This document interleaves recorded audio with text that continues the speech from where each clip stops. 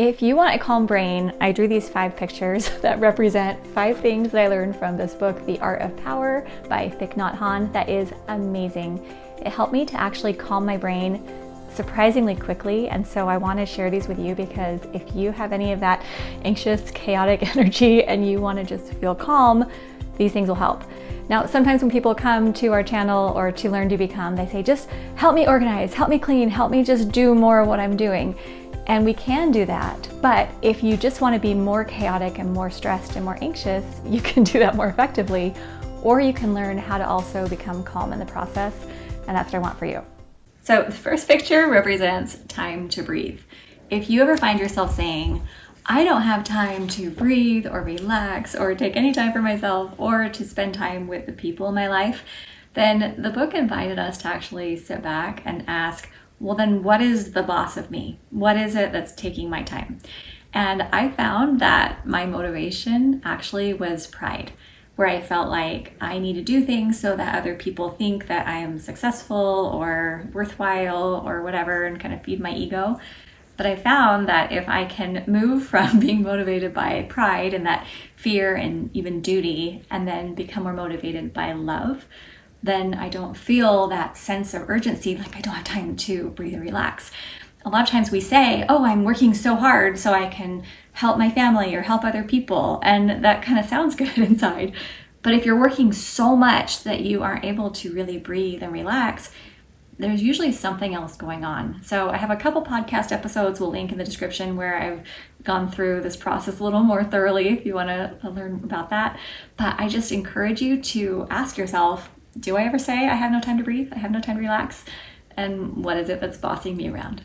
So these seeds represent the seeds in our mind. And Thich Nhat Hanh describes having store consciousness, which is the seeds you have in the basement of your mind.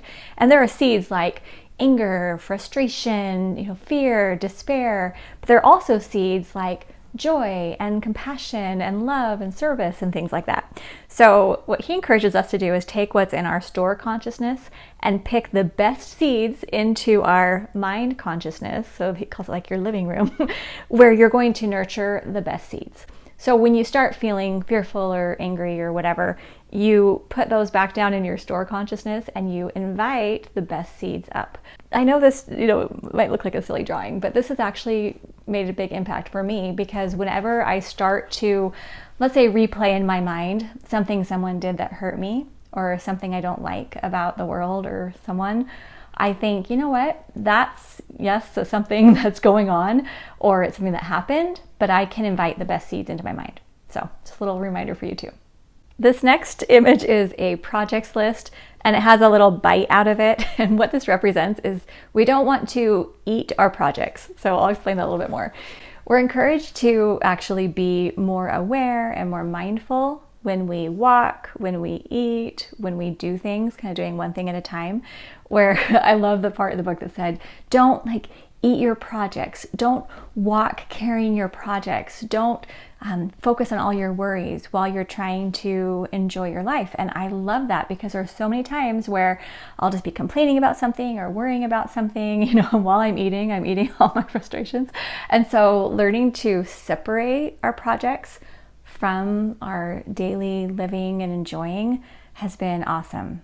That's actually why A Step Command Central means so much to me, and that's the system that I teach here at Learn to Become, is because when I can take all of my tasks and projects and put them into a system, it is so much easier to then be present because I'm not worried that those things are going to get lost. Because sometimes we think, well, I have to keep them in my mind or I'm going to forget. Well, not if you have a system that will bring them back to you at the appropriate time. So just a little plug for building the whole system, but just learning how to be more mindful. Maybe you're already really good at that. I'm still working on it, but I'm getting better at it and it is making a big impact. The next image is a little smiley face that represents the phrase, oh, my happiness. And I'll just read the little part of the book that talks about that because it was such a great story and it helped me a lot. So there was a monk who had been a former governor and he was meditating one day and he said, oh, my happiness 3 times. Another monk overheard it and thought that this man regretted losing his power as a governor and then reported this incident to the Buddha. So the Buddha summoned him and asked why during the night he'd said, oh, my happiness. And he said, Noble teacher. When I was a governor, I had a lot of power, a lot of money. I had many units of soldiers guarding me, and I could buy anything I wanted. But I wasn't happy because I was always fearful. I was a victim of fear, jealousy, hatred, and greed.